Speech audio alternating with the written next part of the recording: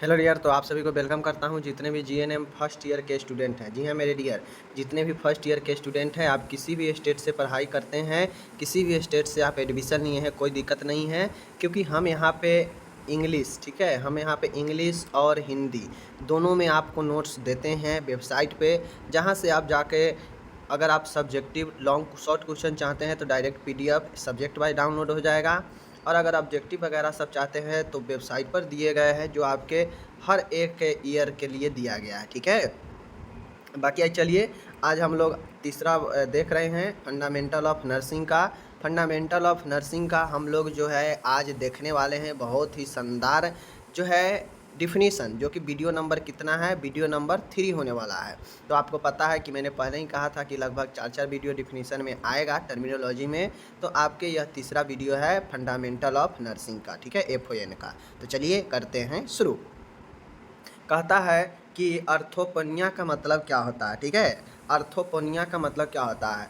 ऊर्ध्वाधर श्वसन, ठीक है, ऊर्ध्वाधर श्वसन, बैठकर या खड़े होकर श्वसन कर पाना, बैठकर या खड़े होकर श्वसन कर पाना, लेट कर नहीं, यही अर्थोपनिया होता है, ठीक है। अगर कोई व्यक्ति है वह बैठे हुए और खड़े होकर ही श्वसन कर पा रहा है, लेट कर श्वसन नहीं कर पा रहा है, तो उसे अर्थोपेनिया है, ठीक है। उसके बाद चलिए आगे हम लोग देखते हैं। नेक्स्ट है यहाँ पे साइनोसिस क्या होता है। साइनोसिस क्या होता है? जिसको हम लोग देहनशीलता कहते हैं, ठीक है। देखिए, साइनोसिस जो होता है यह शरीर के नीलापन को हम लोग कहते हैं। नीलापन कैसे होता है? तो जैसे ही आपके शरीर में ऑक्सीजन कमेगा, ऊतकों में ऑक्सीजन की कमी होता है, तो आपका बॉडी नीला पड़ने लगता है, उसी को साइनोसिस कहते हैं। तो साइनोसिस जो है ऑक्सीजन के कमी के कारण शरीर के नीलापन को साइनोसिस कहते हैं, ठीक है, ध्यान में रखिएगा। आगे है यहाँ पे डिस्पोनिया। देखिए, याद रखने का सबसे अच्छा तरीका है, D4 क्या होता है? D4 होता है डिफ़िकल्ट। क्या होता है? D4 difficult. डिफ़िकल्ट मतलब क्या होता है? कठिनाई। और पोनिया वाला वर्ड जहाँ आ जाएगा ना, समझ जाइएगा कि यह पोनिया वाला जो है यह श्वसन से रिलेटेड है। तो D4 डिफ़िकल्ट और पोनिया मतलब श्वसन, श्वसन यानी श्वसन में कठिनाई होना ही जो है डिस्पोनिया कहलाता है। ये सब मेडिकल टर्म है, मेडिकल भाषा में। तो डिस्पोनिया को हम लोग श्वसन में कठिनाई, डिफ़िकल्ट इन ब्रीदिंग कहते हैं, ठीक है। चलिए आगे चलिए। आगे है सिस्टोलिक प्रेशर। अब आपको मैंने प्रेशर पढ़ा दिया है, ब्लड प्रेशर। ब्लड प्रेशर पढ़ा दिया है कि रक्त वाहिनियों की दीवार पर ब्लड के द्वारा लगने वाले प्रेशर यानी दाब को रक्तदाब कहते हैं, ठीक है। अब हम लोग पढ़ने वाले हैं रक्तदाब 2 प्रकार के होता है, एक होता है सिस्टोलिक प्रेशर और एक होता है डायसिस्टोलिक प्रेशर। अब आपको पता होगा कि ब्लड प्रेशर जो मेजर करते हैं वह 120/80 होता है नॉर्मल।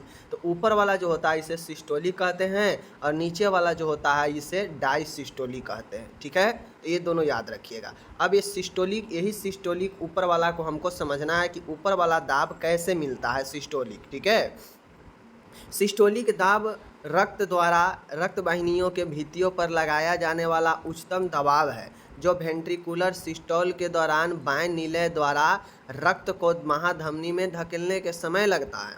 तो सिस्टोलिक प्रेशर जो होता है सबसे बड़ा दाब होता है, ठीक है, रक्त वाहिनियों में सबसे उच्चतम दाब होता है। और यह दाब उस समय का दाब होता है जब ब्लड हमारा, जैसे यह हार्ट है, हार्ट का 4 चैम्बर है, तो इधर से जो ये आपका बाएं नीला है, यहाँ से ही ब्लड निकलता है महाधमनी औरोटा में। तो यहाँ से जो ब्लड निकलता है और यहाँ पे यहाँ से निकलने के बाद ब्लड यहाँ पे जो दबाव लगता है सबसे उच्चतम दबाव होता है, ठीक है।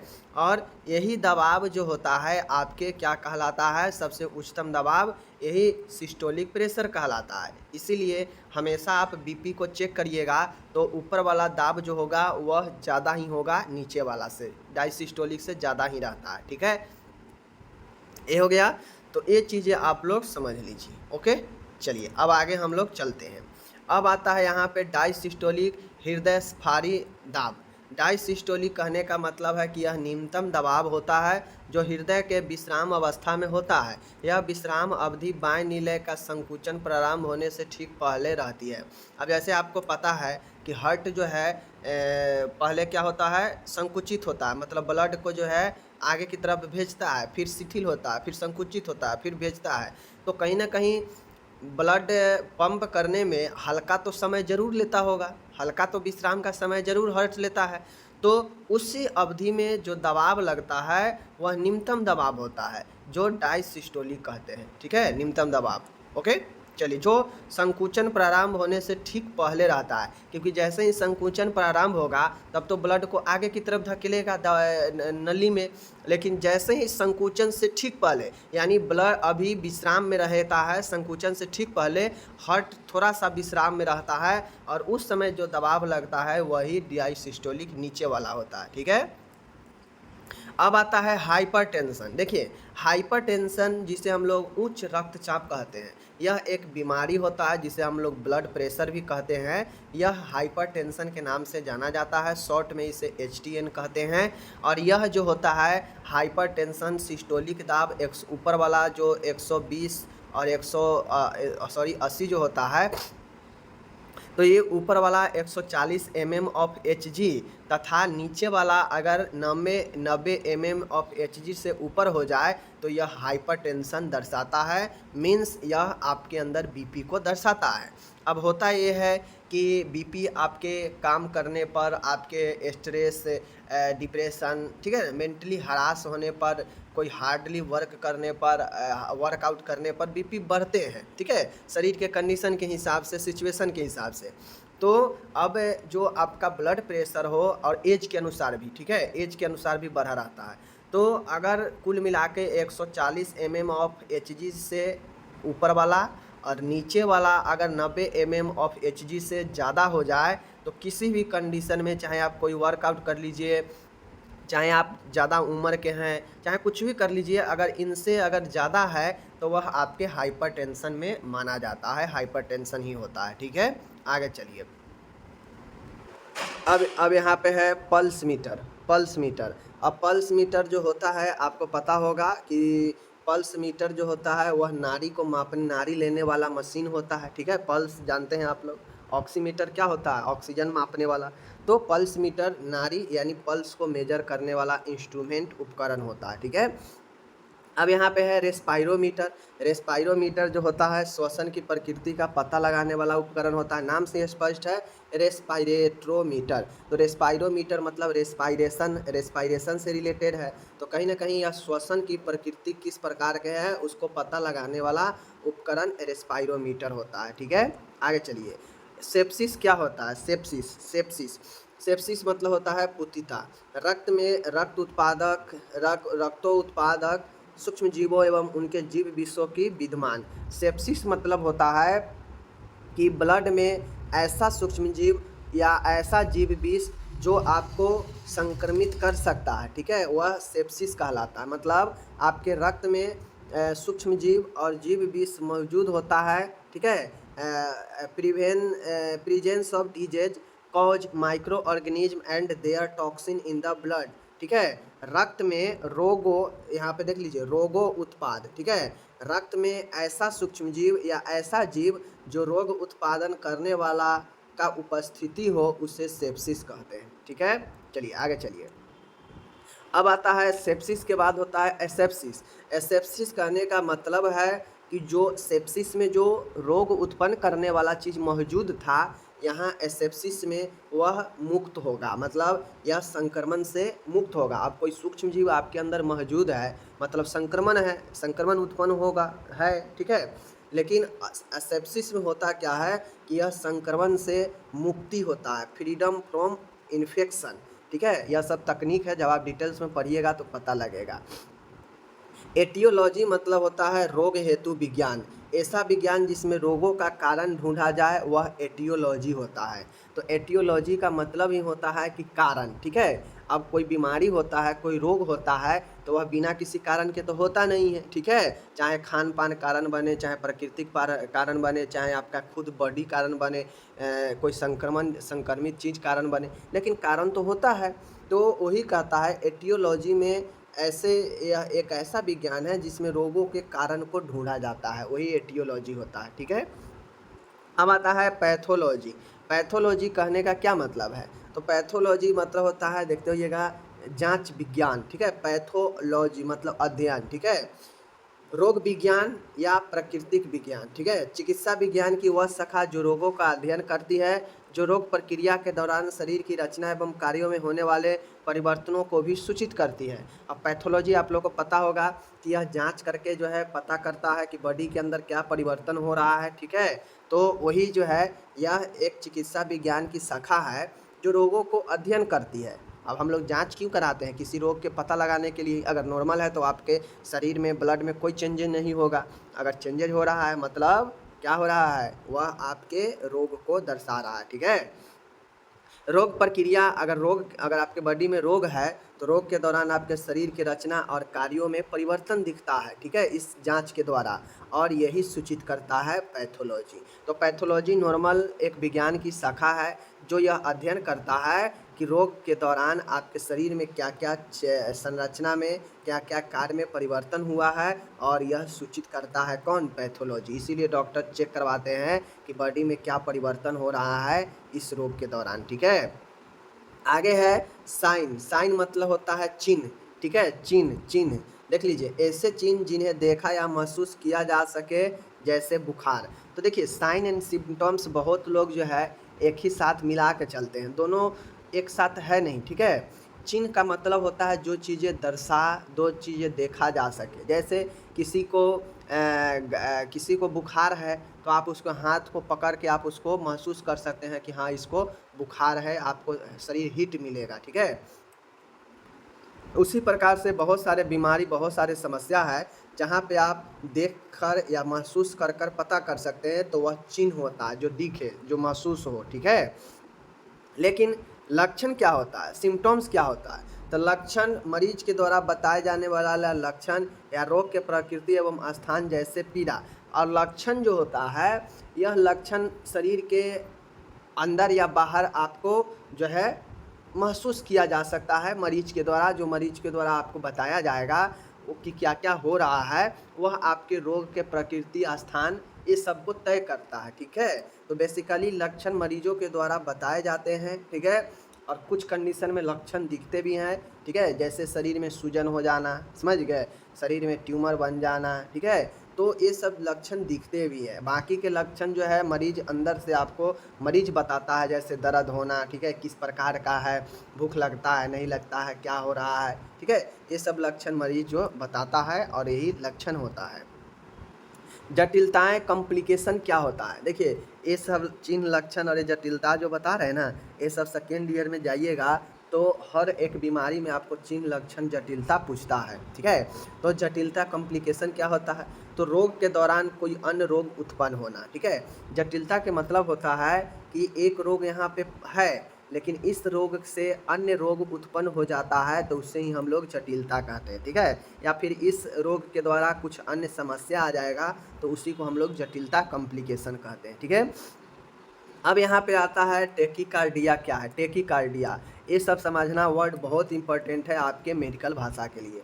टेकीकार्डिया का मतलब होता है कि पल्स रेट आपका 100 पर मिनट से अधिक हो जाता है, नाड़ी दर, तो उसको ही हम लोग टेकीकार्डिया। कार्डिया मतलब क्या होता है? हृदय। और जो पल्स रेट बढ़ता है वो तो हृदय से ही बढ़ता है, ठीक है। तो टेकी मतलब होता है तीव्र, यानी अत्यधिक, तेज नाड़ी दर, उसको हम लोग 100 प्रति मिनट से अधिक के नाड़ी दर को टेकीकार्डिया के अंदर रखते हैं। नॉर्मल पल्स रेट कितना होता है? 72 पर मिनट होता है, आपको पता है। लेकिन ये 72 पर मिनट से लेकर 80 पर मिनट तक नॉर्मल ही माना जाता है। लेकिन अब ये चीज़ें अगर 100 से ज़्यादा हो जाता है किसी कंडीशन में, 100 पर मिनट से ज़्यादा, तो यह टेकीकार्डिया में आता है, ओके। अब इसी के जब टेकीकार्डिया पढ़ लिए तो ब्रेडीकार्डिया। ब्रेडीकार्डिया का मतलब होता है मंद नाड़ी दर, यानी 72 तो नॉर्मल होता, हम लोग को पता है। अगर 70 भी हो तो कोई दिक्कत नहीं है, लेकिन यही चीज़ें अगर 60 पर मिनट से भी अगर कम अगर नाड़ी दर हो जाए तो इसको हम लोग ब्रेडीकार्डिया कहते हैं, ठीक है। 60 प्रति मिनट से कम नाड़ी दर ब्रेडीकार्डिया होता है, ओके। चलिए आगे चलते हैं। अब आता है यहाँ पे, मैंने आपको पहले ही बताया कि पोनिया वाला वर्ड जहाँ आ जाए समझ जाइएगा कि वह श्वसन को रिलेट करेगा। कार्डिया वाला जहाँ आ जाए समझ जाइएगा कि वह हृदय को रिलेट करेगा, समझ गए।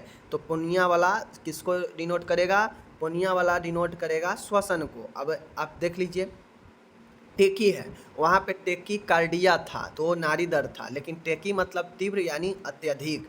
यहाँ भी टेकी मतलब तीव्र यानी अत्यधिक ही होगा, और पोनिया का मतलब यहाँ पे श्वसन हो जाएगा, यानी तीव्र श्वसन। टेकी पोनिया तीव्र श्वसन कितने पर कहते हैं, तो जब किसी का 24 पर मिनट से अधिक श्वसन दर बढ़ जाता है तो उसे हम लोग टेकी पोनिया के अंदर रखते हैं, जबकि नॉर्मल श्वसन दर कितना होना चाहिए, 16 से 18 पर मिनट होता है। ठीक है, याद रखना चाहिए। ओके, अब आता है ब्रेडीपोनिया। ब्रेडीपोनिया कहने का मतलब है किसी का अगर ब्रेडी मतलब मंद, तो यहाँ भी ब्रेडी मतलब मंद ही होगा, पोनिया मतलब हो जाएगा श्वसन, मंद श्वसन। अब यह मंद श्वसन जो होता है 10 प्रति मिनट से कम श्वसन दर को ब्रेडीपोनिया के अंदर जो है रखा जाता है। ठीक है, आगे चलिए। अब आता है एपनोइया। ए फोर होता है अब्सेंट, ए फोर अब्सेंस, अब्सेंस मतलब अनुपस्थित, और पोनिया मतलब श्वसन यानी अश्वसन, श्वसन का अनुपस्थिति, मतलब श्वसन का पूरी तरह रुक जाना एपनोइया कहलाएगा। बातें को समझ गए? चलिए, तो तीव्र, मंद और रुका हुआ समझ गए। अब हम लोग चलते हैं अति श्वसन यानी हाइपरनोइया। अब यहाँ पे समझ जाइएगा, हाइपर का मतलब क्या होता है, हाइपर का मतलब होता है ज़्यादा, ठीक है, अत्यधिक, समझ गए। तो यहाँ पे हाइपरपोनिया का मतलब होता है अति श्वसन, ठीक है, अति श्वसन। हाइपरनोइया का मतलब क्या होगा, अति श्वसन। अति श्वसन का मतलब होता है श्वसन की गहराई में वृद्धि। अब कोई व्यक्ति श्वसन के गहराई में बहुत ज़्यादा वृद्धि हो जाए तो उसे हाइपरनोइया कहते हैं, अति श्वसन। अब आता है एस्ट्रीडर, मतलब चीख या खराटा। श्वसन के दौरान उत्पन्न एक कठोर कंपन युक्त एवं तीखी ध्वनि होती है। आप लोग देखते होइएगा कि बहुत लोग सोते समय जोर जोर से जो है खराटा लेता है, तो वही जो है यह श्वसन के दौरान उत्पन्न एक कठोर कंपन युक्त तीखी ध्वनि होती है। बातें को समझ गए? चलिए, आगे है, यहाँ पे देख लीजिए वीज। वीज मतलब होता है खरखराहट। वीज मतलब क्या होता है, खरखराहट। श्वसन के दौरान सुनी जाने वाली सीटी जैसी आवाज़ जो होता है वह वीज होता है। अब आपको पता होगा, देखते हुए बहुत सारा लोग श्वसन करता है तो घर घर घर के आवाज़ आता है सीटी जैसी, ठीक है, तो वही जो है आपके वीज होता है, खरखराहट। ठीक है, तो ये आपका हो गया। मैंने बहुत सारे वर्ड यहाँ पे मैंने अभी समझाया आपको, फिर से देखिए। ए है एसफैक्सिया, एसफैक्सिया, ए फोर होता है अब्सेंस, और फैक्सिया वर्ड जहाँ पे आ जाएगा यह समझ जाइएगा श्वास में अवरोध है, यानी एसफैक्सिया जो है श्वास अवरोध को बताता है। अपर्याप्त ऑक्सीजन के कारण उत्पन्न हुई दशा जैसे दम घुटना, तो एसफैक्सिया इसे हम लोग कहते हैं श्वास अवरोध, मतलब श्वसन में कम होना, श्वसन में अवरोध होना। यह कब होता है, जब आपका अपर्याप्त बॉडी को ऑक्सीजन होने लगता है, ऑक्सीजन पूरा नहीं मिलता है, तो उस कारण में आपका दम घुटने लगता है, जिसे एस्फेक्सिया कहते हैं। ठीक है, आगे चलिए। आगे है एनोक्सिमिया या हाइपोक्सिमिया। अब मैं आपको यहाँ पे बता देता हूँ, हाइपो मतलब क्या होता है, कम, ठीक है, कम, और एनो मतलब होता है भी कम। तो ऊतकों में ऑक्सीजन क्षीणता, हाइपोक्सेमिया। देख लीजिए, ऊतकों में ऑक्सीजन का क्षीणता मतलब ऊतकों में ऑक्सीजन का कमी, रक्त प्रवाह में ऑक्सीजन की कमी। अब जैसे ही रक्त प्रवाह में ऑक्सीजन का कम होगा तो क्या होगा, आपके बॉडी में जो ऊतक है उसको ऑक्सीजन नहीं मिल पाएगा, तो वही होता है हाइपोएक्सेमिया या एनोएक्सेमिया, यानी ऑक्सीजन का कमी होना रक्त प्रवाह में। ठीक है, ये सब याद रखने वाली बात है, बहुत इंपॉर्टेंट, ये सब पूछा जाता है इंटरव्यू वगैरह में। एनोक्सिया का मतलब होता है ऊतकों को ऑक्सीजन का कमी या आपूर्ति न होना। ठीक है, तो यहाँ पे देखिए, यहाँ पे एक चीज़ समझिए, यहाँ पे आप लोग एक चीज़ समझ लीजिए, हाइपोएक्सेमिया था, यहाँ पे ब्लड में ऑक्सीजन का कमी था, ठीक है, और यहाँ पे एनोक्सिया है, मतलब ऊतकों में ऑक्सीजन की कमी है। बातें को समझ गए? तो दोनों में अंतर है, ये मत समझिएगा कि दोनों एक ही है। यहाँ पे एनोक्सिया है, ऊतकों में ऑक्सीजन का कमी या आपूर्ति ना होना, और हाइपोएक्सेमिया था वह ऑक्सीजन जो है ब्लड में ऑक्सीजन का कमी। ठीक है, तो इस प्रकार से माय डियर मैंने आपको बहुत सारे वर्ड को समझाया टर्मिनोलॉजी का। अब आपका काम है nursingyan.com पर जाना, मैं अभी बता देता हूँ, nursingyan.com पर जाना, और वहाँ पे आपको यह सब डल जाता है सामने। अभी तो वीडियो से पढ़िए, और जब भी फुर्सत मिले शाम में, रात को, जब भी आप एक बार दो बार इसको खुद से पढ़िएगा तो आपको चीज़ें क्लियर हो जाएगा। विदाउट पढ़े हुए वीडियो तो आप लोग देखते नहीं हैं, और खुद से भी अगर वेबसाइट पर भी जाके नहीं पढ़ रहे हैं, मतलब आप लोग कुछ नहीं कर रहे हैं। सिर्फ मेहनत हम कर रहे हैं, आप नहीं कर रहे हैं, ठीक है। बाकी चलिए, ये मेहनत आपको अभी करने से या नहीं करने से इसका फ़ायदा आपको बाद में पता लगेगा। जब आप लोग कंपटीशन में बैठिएगा तो आपको पता लग जाएगा, ठीक है। मिलेंगे अगले वीडियो में, अपना ख्याल रखिएगा।